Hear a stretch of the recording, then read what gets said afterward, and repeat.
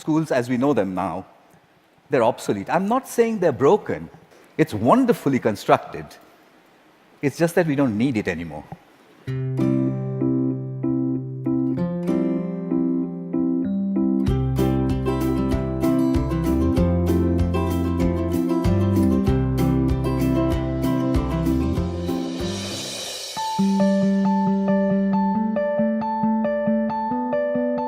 The childhood, I was in school first in Calcutta, then in Ahmedabad, and then in Delhi. And then I was in college in Calcutta for BSc, and then in IIT in Delhi for MSc and PhD. So so I had the usual student life in India. Well, I've worked all my life in India. Actually, I've worked more than 45 years in Delhi. So this last shift to England over the last 8 years is mainly because of a funded research project. So they got a big funded research project which was to be done in India. So they offered me this position. I thought this is a lovely opportunity because you get to have one foot in both countries. Well, I have it's a very small family, my wife and my son. My son is grown up and he works as a computer engineer in Denver, Colorado in the US. And that's about it, there are three of us. Well, my father was in education, although I never paid much attention to that because my subject was physics. So it's quite coincidental that I landed myself also in education. My mother was a housewife, but they used to generally leave me alone and let me do what I want, which I think was very useful. My wife retired recently from the National Institute of Open Schooling, NIOS, where she was the Director of Student Support Services for many, many years. So she's basically from distance education.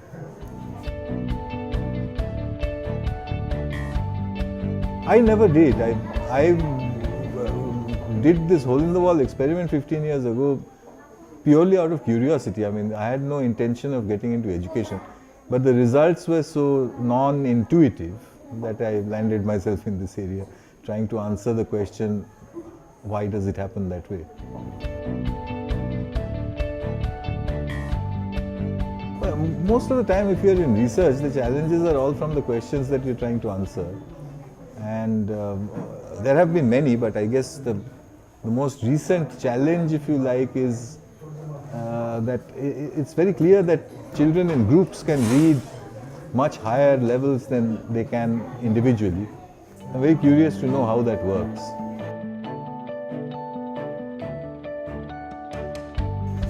Source of inspiration, it's very hard to say. I don't think it was a person, I think it was a thing. The source of inspiration was, I think, all along physics, which is my native subject, and which I believe has the capacity to explain almost anything there is. I don't have much of a passion for education. I'm curious to know how children learn. The hole-in-the-wall experiment, because they were doing things that they were traditionally not supposed to do. Now, when you encounter a situation like that, and if your job is to answer questions, then obviously I had to drop everything I was doing to try and find the answer. I didn't realize that even 15 years later I still wouldn't know.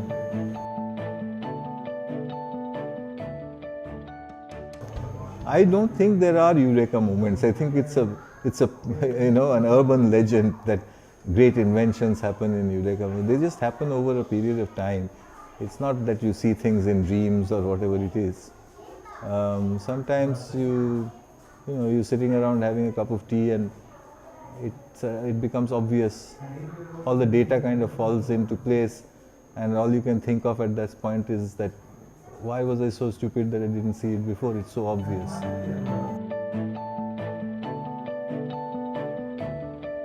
Yeah, well, the first thing I asked them when they called me was to say, are you sure you're not pulling my leg? So they said, no, we are not. You have got this award.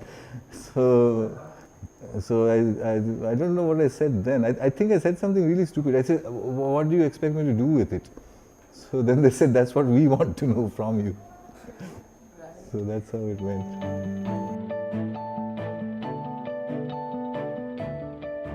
Changes from time to time.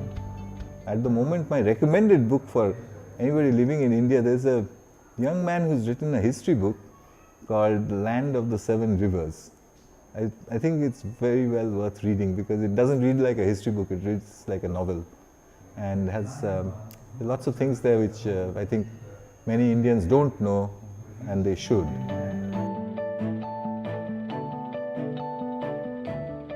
My favorite movie also changes from time to time. The last favorite, which was the last favorite? I always like sci-fi films, so I'm just thinking of which was the last one which I really liked. I can't think of one, which means that the last few sci-fi films I saw were pretty lousy. Let's see, what was a good film? Yeah, anything. Actually, I just saw a Bengali film which was surprisingly good photographically, called Chander Pahar. It's very nice. It's about Africa, and it doesn't have a heroine. In fact, it doesn't have any women, and it has tigers, lions, a guy, and a gun, and that sort of thing. This is very well done, I thought. Favorite food changes depending on where I am. So, in England, it's fish and chips, obviously, and actually in Calcutta also it's fish and chips, but in a different way, in a different style. But now I'm in Delhi, so here is the capital of unhealthy food. So chole bhature or something like that.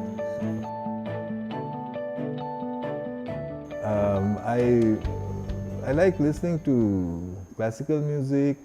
I like Western folk and country, and I like Bengali music, nice ones.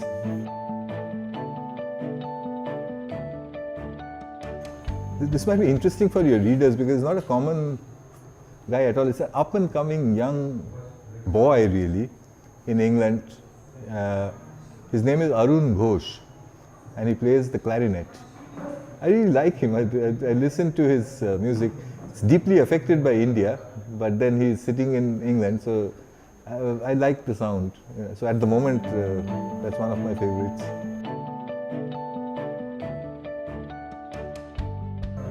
Holiday destination, home. See, last year I did 600,000 miles on work. So the thought of going anywhere on a holiday doesn't appeal to me at all. My idea of holiday is to spend a couple of days at home. But I mean, more seriously, it depends. I like the sea, I like water. So any place near the sea.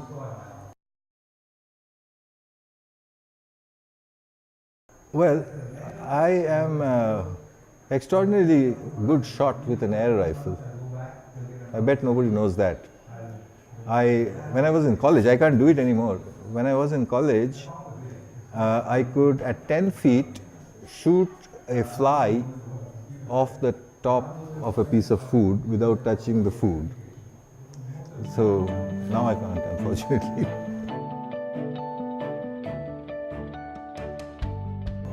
You know, there are two kinds of things you can do. There are things that you can do very well, but you don't particularly like doing them.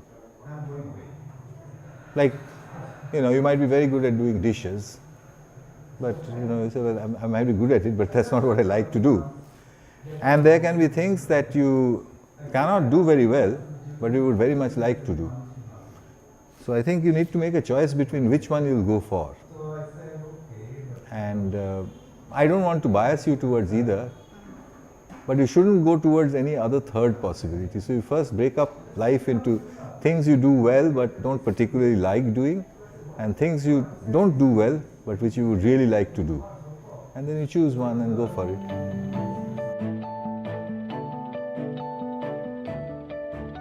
If you want to get lazy and fat, you choose the kind of thing that you can do very well, whether you like to do it or not, and just keep doing it over and over again. And if you want to work very hard, but have a reasonable amount of fun doing it, then you go for something where you can't really do, but you would really like to. I mean, you might say that I really desperately want to learn how to play the violin. And then 30 years later, you might be saying, I'm still desperate to know how to play the violin because I'm still very lousy at it. But I don't think you'll regret the 30 years. I thought it's the opposite actually. I thought that there are more women in engineering in India than there are elsewhere. In England and America, they have a problem they call STEM, S-T-E-M, which is science, technology, engineering, mathematics, because people don't see those things as cool, you know. And there's an interesting reason for that. It's historical. What England, for example, says is, where has all this engineering got us? I mean, what's happened to us? We used to be such great builders. So what? So why should we do that anymore? The other is that the developed countries have a much less disparity between rich and poor. So one student once told me, why should I work hard to become a professor like you when I can earn about 75% of what you're earning by driving a bus? It's a good question, isn't it? We don't have that problem in India because the bus driver earns nothing. So he still has to aspire to do something else, but there they don't. So it's a kind of a funny problem, and I think the answer is not money. The answer is what do you like to do and can do.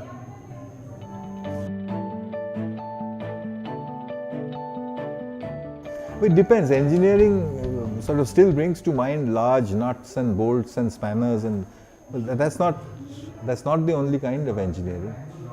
So what about the psychological engineering of advertising? Women do very well in that sort of thing. So I think there may be many women who do engineering, but they don't realize that they're doing it. They frequently practice it on their husbands. IIT Delhi, you see, I bypassed the system because I joined for Masters, MSc in Physics. So I didn't do engineering. I went into pure science because that's what I wanted to do. And but then getting into IIT regularly is very difficult because you need to clear that incredibly difficult examination, meaningless examination, which I believe they're trying to rectify. But other than that, I believe there are lots of choices. You don't have to go to the IIT to become a good engineer. You can become a good engineer anywhere, in your garage.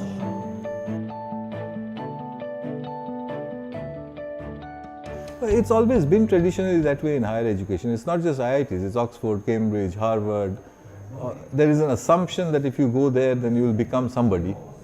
And if you don't go there, then you will maybe become a nobody. But I don't think anybody has counted how many people have come out of IITs who are nobodies. And that number might be also very large. So we just don't bother to focus on that. So I don't think you need to bother with that sort of thing. If you can try for it, if you get in well and good. If you don't, just go for one which is close to where you live, so that you don't have to spend hours, commuting every day. Those things are more important than whether you're going to IIT or not. And try not to join the unions. In my time, they used to say, try not to take drugs. In retrospect, I think it was good advice, but we never took it. But if you just focus on the good stuff in engineering, and just do it yourself, basically, that's good enough.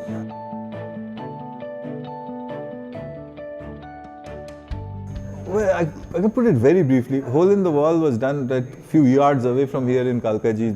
It just shows that children can figure out how to use a computer.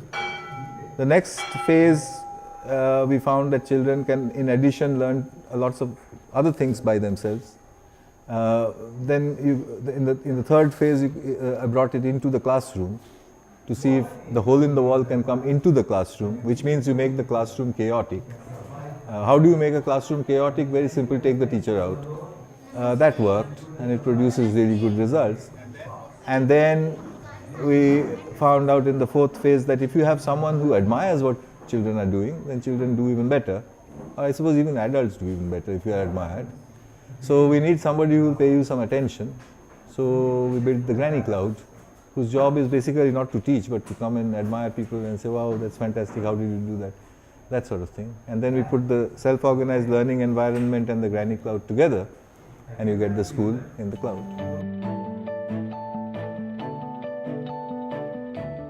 5 years from now, it could be in the history books as a curiosity, or it could be everywhere. But as I said, I'm only trying to find out what the learning mechanisms are. I don't really care where it goes.